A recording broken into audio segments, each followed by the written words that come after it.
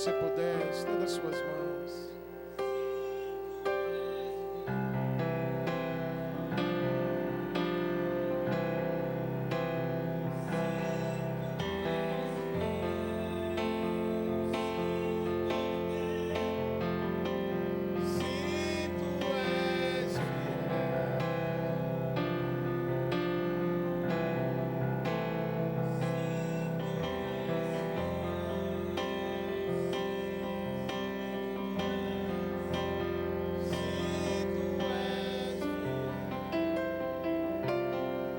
Exaltamos, Senhor, nessa noite.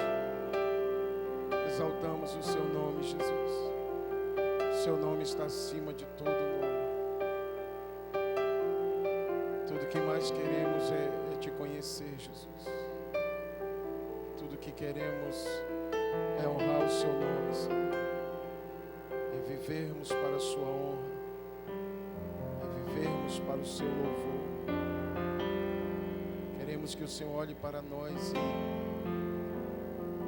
e se alegre pelo fruto do seu penoso trabalho, Senhor. Queremos te dar satisfação. Queremos ser bons filhos. Bons filhos, Senhor. Bons filhos que honram o Senhor, que honram o seu testemunho,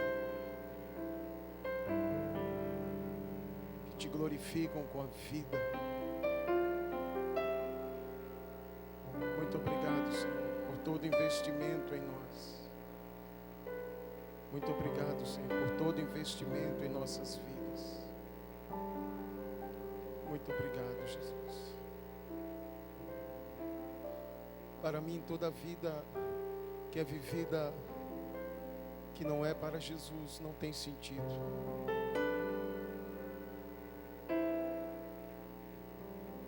A única coisa que procuramos fazer nessa vida é amar Jesus e servi-lo. E toda vida que é vivida, seja um cristão ou não, fora do propósito, longe de Jesus, para mim não há sentido algum. Não há razão. E o que entendemos nesse tempo para a Igreja do Brasil é que o Senhor está dando, na minha opinião, uma segunda chance para nós. Para a gente, de fato, honrar Ele.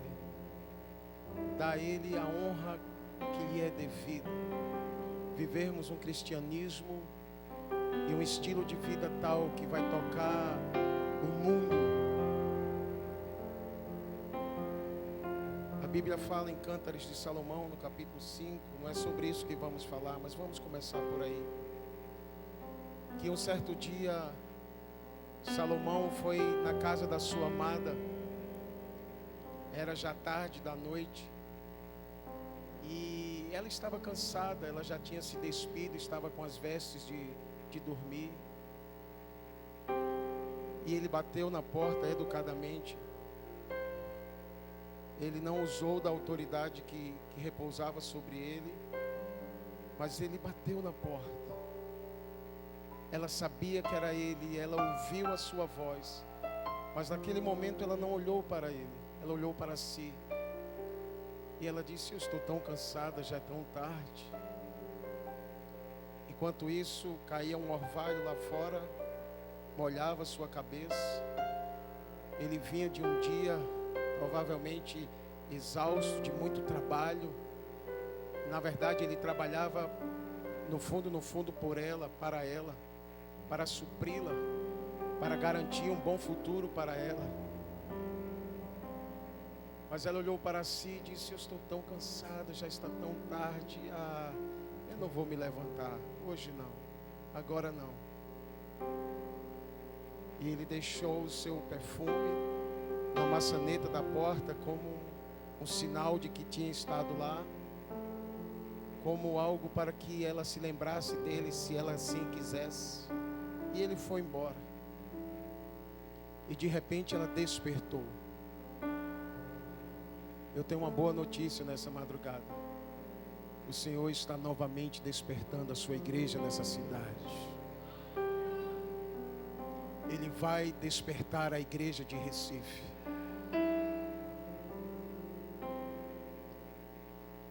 Ele está nos dando uma segunda chance para a gente continuar, pegarmos de volta. É sobre isso que eu quero falar nessa noite. Pegarmos de volta aquilo que por alguma razão a gente soltou. Então abra por favor a sua Bíblia em 2 Reis capítulo 6. Enquanto você abre, eu continuo falando dessa história. 2 Reis capítulo 6.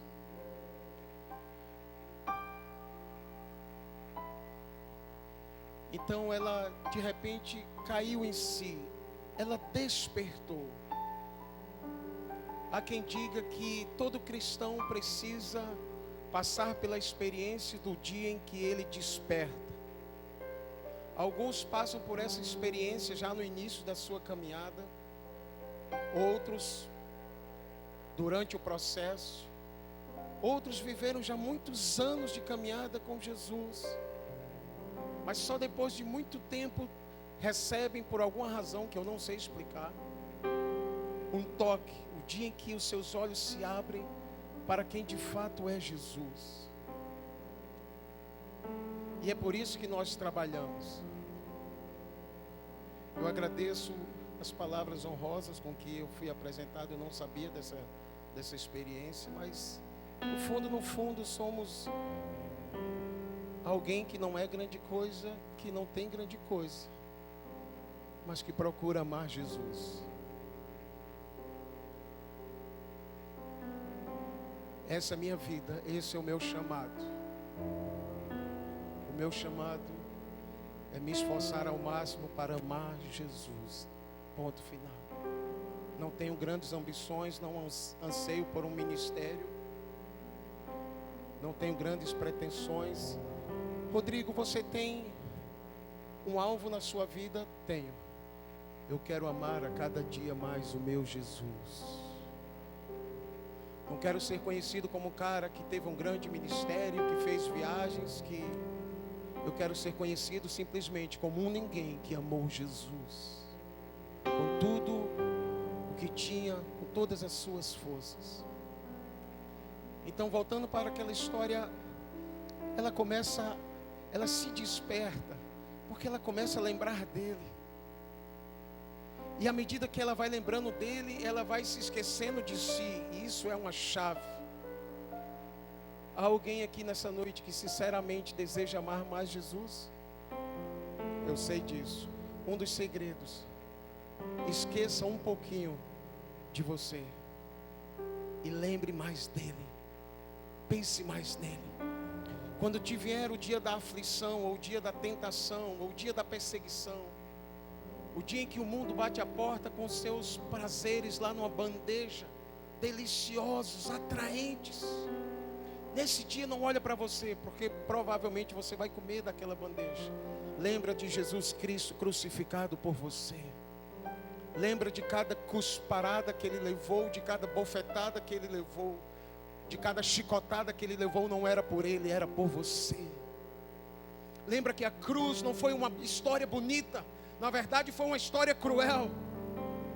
Lembra que não houve romance, e até houve, mas era o romance de um Deus em busca da sua criação, que insiste em manter a porta fechada, que insiste em olhar para ele e dizer: cara, hoje não, volta outro dia, eu estou tão cansado, eu tenho tantos trabalhos da faculdade para fazer, eu tenho a minha vida para viver, eu tenho o WhatsApp para responder. Sabe, irmãos, ele está chamando nessa madrugada cada um de nós para viver mais por ele e para ele. Eu não quero aqui minimizar a dor de uma depressão,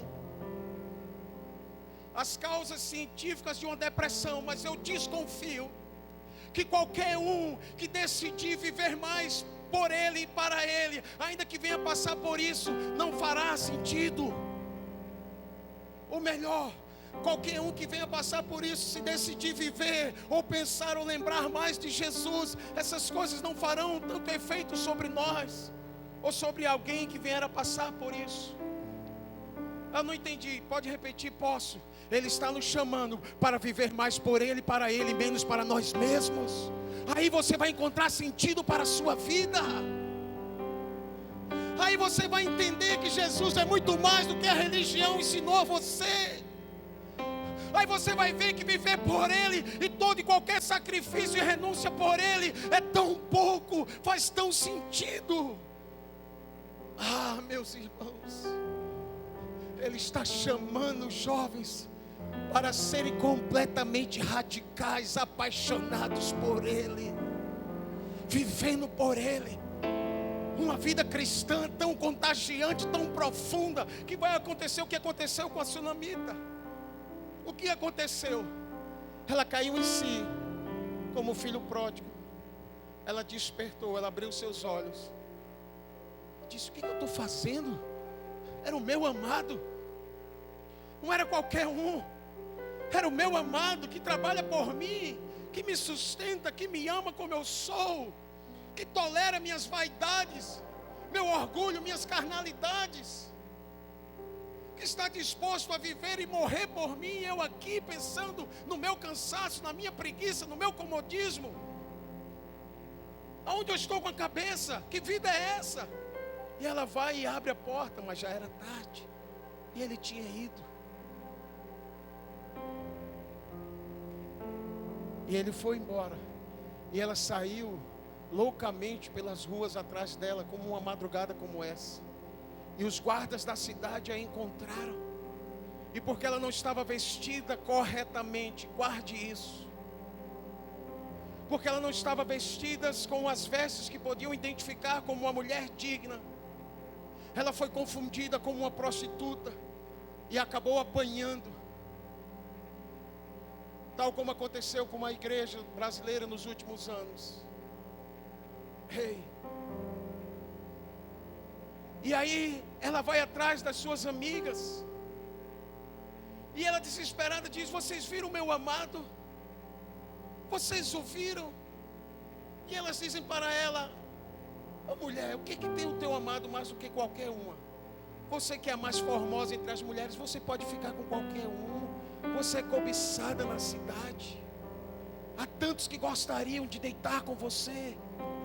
Há tantos que gostariam de flertar com você. Há tantos que gostariam de ter intimidade com você. Ah, esquece ele. Por que ele tem mais do que qualquer outro amado? E aí ela descreve, me permita começar por aí. Cântares 5. Aí ela começa a descrição. A partir do versículo 10, ela diz assim: o meu amado, ele tem a pele bronzeada. Ele se destaca entre os 10.000. A sua cabeça, ai, como o ouro mais puro. Seus cabelos ondulam ao vento como ramos de palmeira.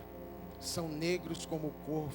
Seus olhos são como pombas junto aos regatos de água, lavados em leite, incrustados como joias. Suas faces são como jardim de especiarias que exalam perfume. Seus lábios são como lírios que destilam mirra. Seus braços são cilindros de ouro com berilo neles engastado. Seu tronco é como marfim polido, adornado de safiras. Suas pernas são colunas de mármore firmadas em bases de ouro puro.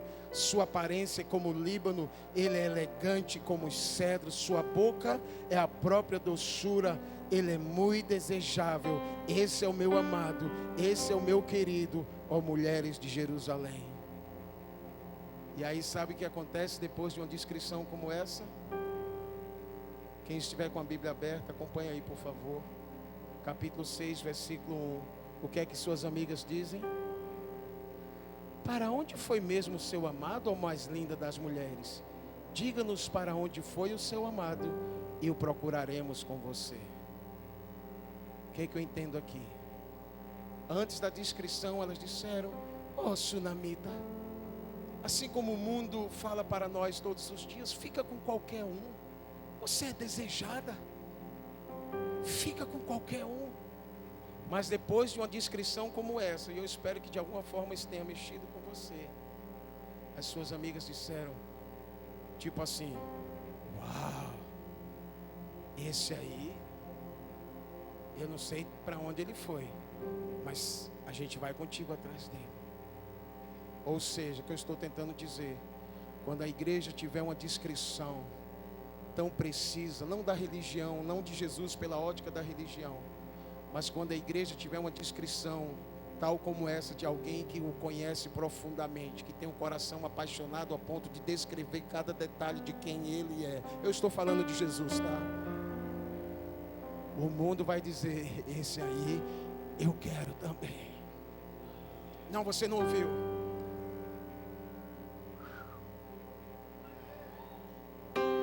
Quando a igreja disser, cara, mais do que qualquer efeito do crack, mais do que qualquer noite no motel, mais do que uma balada, Jesus Cristo é muito mais incrível, é muito mais precioso, é muito mais glorioso.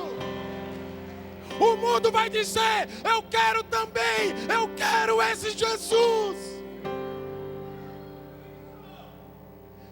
Eu não vim falar para você nessa noite do Jesus da religião, eu não o conheço. Eu vim falar daquele cujos olhos são como chamas de fogo,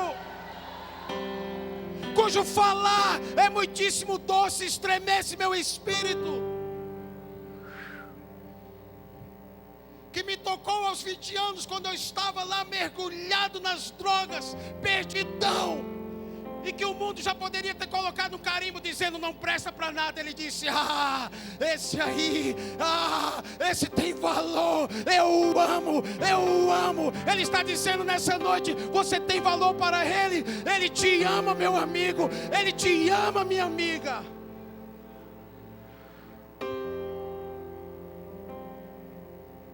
Mas a gente ainda anda dividido e o traindo com muitos amantes. A igreja ainda flerta com muitos amantes. A igreja ainda juras de amor no altar, mas o trai na primeira esquina. Não vivemos completamente por Ele e para Ele ainda somos divididos. Mas quando a gente tiver uma descrição tão profunda, tal qual a que lemos, o mundo será atraído para Ele. Ele é o centro gravitacional. Ele atrai. Eu não sei você, faz 24 anos que eu me decidi por Jesus. Eu estou completamente atraído por Ele. Se tem um primeiro amor que passa, o meu faz 24 anos que eu não sei explicar, continua queimando. Eu estou apaixonado por Jesus hoje, como todos os outros dias que eu já vivi com Ele. Se primeiro amor passa para aquele que fez de Jesus uma religião, mas para aquele que procura caminhar com Ele, esse amor é como um fogo encerrado nos ossos. Jeremias disse, cara, quando eu pensei que eu não falaria mais dele, isso foi como fogo encerrado nos meus ossos. Uau! Fogo encerrado nos ossos. Pode explicar melhor? Não posso. E acho que nenhum teólogo pode, porque isso teologia não explica. Mas quem um dia já se apaixonou, sabe que linguagem é essa. Tem alguém que um dia já se apaixonou? É isso, irmãos. É isso. Mas nessa noite é uma palavra simples. E eu quero ser breve, que está em 2 Reis, capítulo 6. Abra, por favor. Ou só escuta, se assim preferir.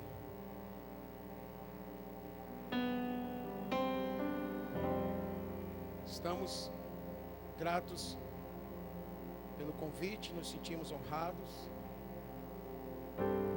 Estamos vindo de uma outra vigília, estávamos ontem.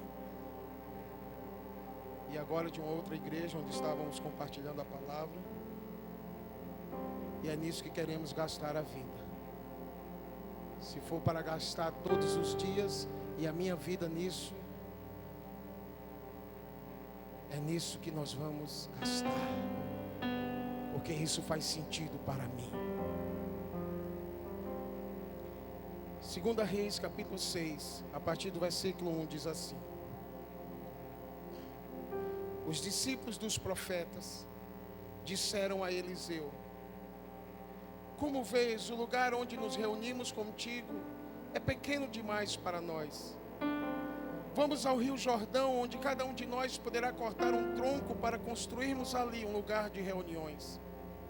Eliseu disse: podem ir. Então um deles perguntou: não gostarias de ir com os teus servos? Sim, ele respondeu, e foi com eles. Foram ao Jordão e começaram a derrubar árvores. Quando um deles estava cortando um tronco, o ferro do machado caiu na água. E ele gritou: ah, Senhor meu! Era emprestado. O homem de Deus perguntou: onde caiu?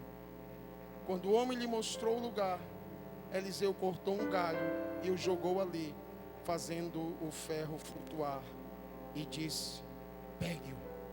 O homem esticou o braço e o pegou. Amado Espírito Santo, mais uma vez oramos pedindo que tuas palavras nos alcancem, que essas palavras possam produzir frutos em nós, que possam fazer sentido, e que teus propósitos, Senhor, para esse tempo onde estaremos compartilhando, possam ser estabelecidos aqui. E que em tudo e acima de tudo teu nome, Jesus, seja glorificado, e sua vontade feita, e sua igreja edificada, para a sua glória. Amém. Então, em resumo, nos dias de Eliseu, ele tinha uma escola de profetas. Diferente de Elias, que andou só, esse era o seu chamado, assim era a sua personalidade. Elias era um homem solitário, era um homem de caverna, que só saía para dizer assim diz o Senhor, entregar um decreto, uma palavra e voltar. Elias, eu imagino que não era o cara mais sociável. Não adiantava chamar ele para assistir um jogo de futebol, ele não iria. Não adiantava. Vamos chamar Elias para a gente bater um papo e falar sobre política. Ele não iria. Elias, como um bom profeta, era envolvido com as coisas do céu e vivia só por isso e para isso. Eliseu, de uma outra geração, já era mais sociável. Gastou um tempo servindo seus pais, servia os seus pais no negócio da fazenda, cuidava dos bois. Era um cara mais, dá a entender que um cara mais doce, mais sociável. Elias lançou o manto, a unção sobre Eliseu, não porque quis, mas porque Deus mandou. Em outras palavras, o Senhor disse para Elias, num tempo de crise, onde Elias queria partir: Elias, que história é essa de você partir sem ter deixado alguém? Que história é essa de achar que você é o cara? Primeira coisa, Elias, tem 7.000 na fila, nenhum deles se dobraram diante de Baal ou comeram na mesa de Jezabel. Posso usar qualquer um deles. Então para com essa história de achar que tu é o cara. Não existe o cara no reino dos céus. Existe aquele que era, que é e que há de vir.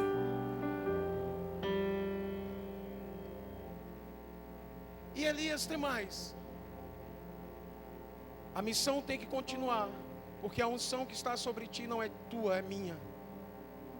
Então você precisa lançar sobre a próxima geração. E Deus aponta Eliseu, e assim acontece.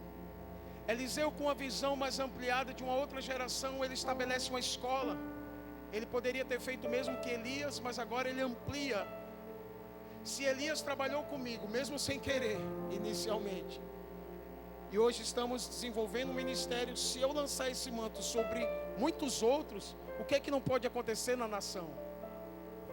Por que eu estou falando disso? Porque tem a ver com vocês. Foi o tempo dos Elias no Brasil. Agora estamos numa geração intermediária dos Eliseus.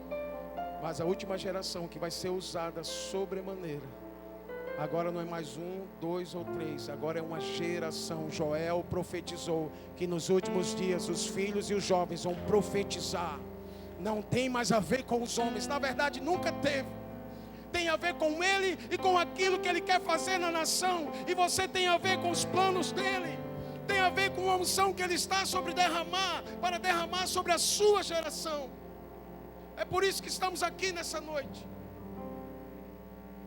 Para falar da sua responsabilidade, mas para falar também do quanto Deus tem uma expectativa sobre a sua vida.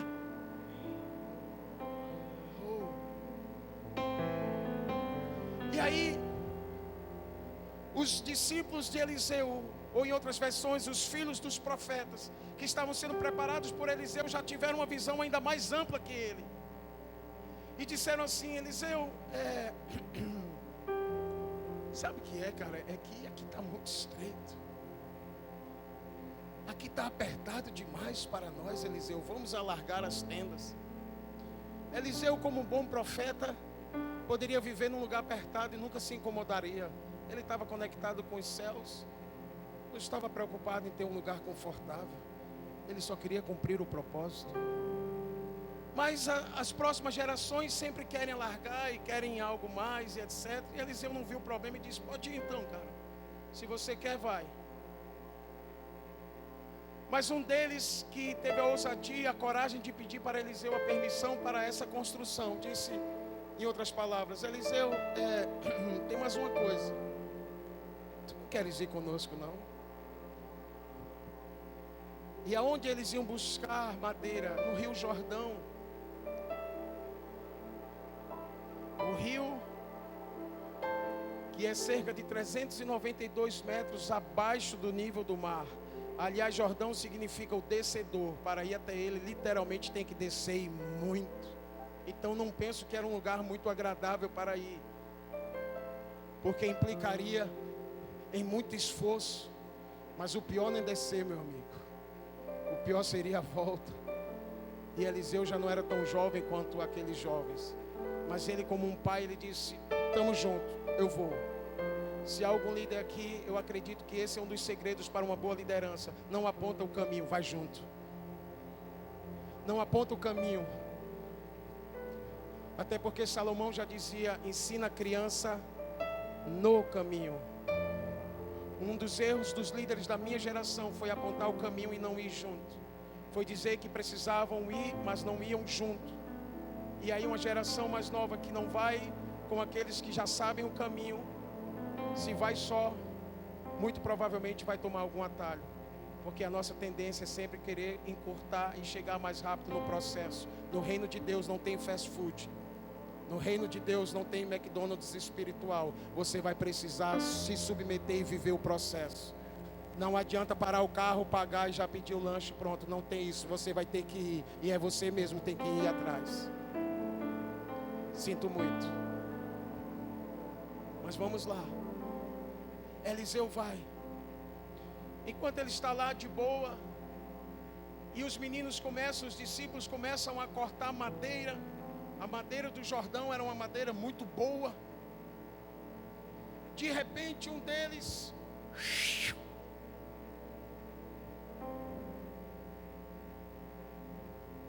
meu pai!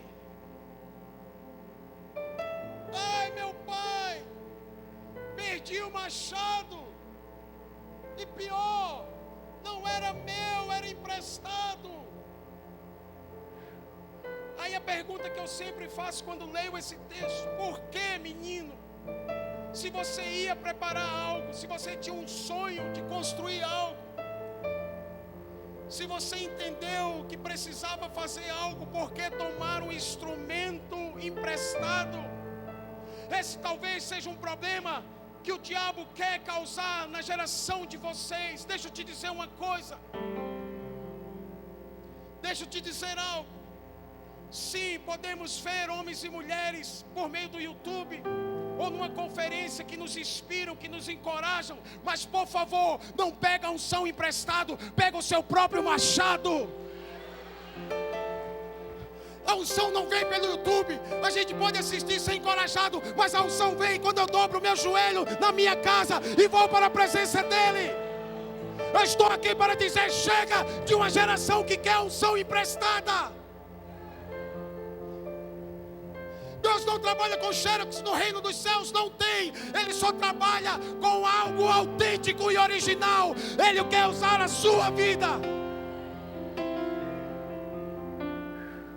Se vai construir algo para Deus, não pega nenhum machado emprestado. Ele tem ferramentas preparadas para ti. Hoje é a noite de pegar a sua ferramenta. Então, basicamente, houve dois erros aí. Primeiro, construir algo que supostamente era para Deus, com instrumento emprestado.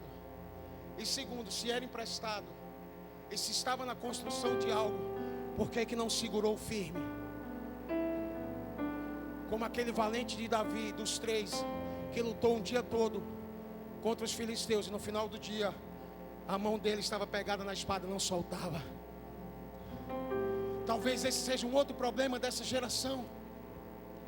Não segura firmemente aquilo que Deus nos dá. Seguramos a espada enquanto nos convém. Quando vem a perseguição por causa da palavra, quando vem as tentações e as propostas, a gente solta. Mas nessa noite, aqueles que quiserem vão pegar de volta a espada, vão pegar o machado e não vão soltar mais. Então, os dois erros desse menino: tomou algo que não era seu para construir algo para Deus, e não segurou o suficiente, ou adequadamente, ou corretamente, ao ponto de perder o machado, ou em outras versões, o ferro do machado. Mas Eliseu, que poderia ter lavado as mãos, chegou para ele e disse: vamos lá, onde caiu? E quando eu vejo a expressão onde caiu, a minha mente viaja na história e vai lá para Apocalipse,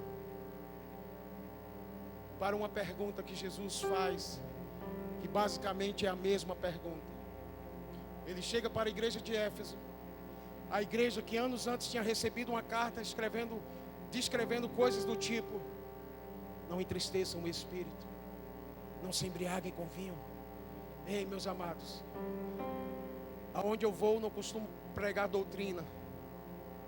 Cada igreja tem a sua própria doutrina e a gente respeita. Mas como o Pai me permitam dizer: não se embriaguem com vinho. Ei, não se embriaguem com vinho. Não, você não ouviu. Não se embriague com vinho. Ah, esse cara é muito careta. Não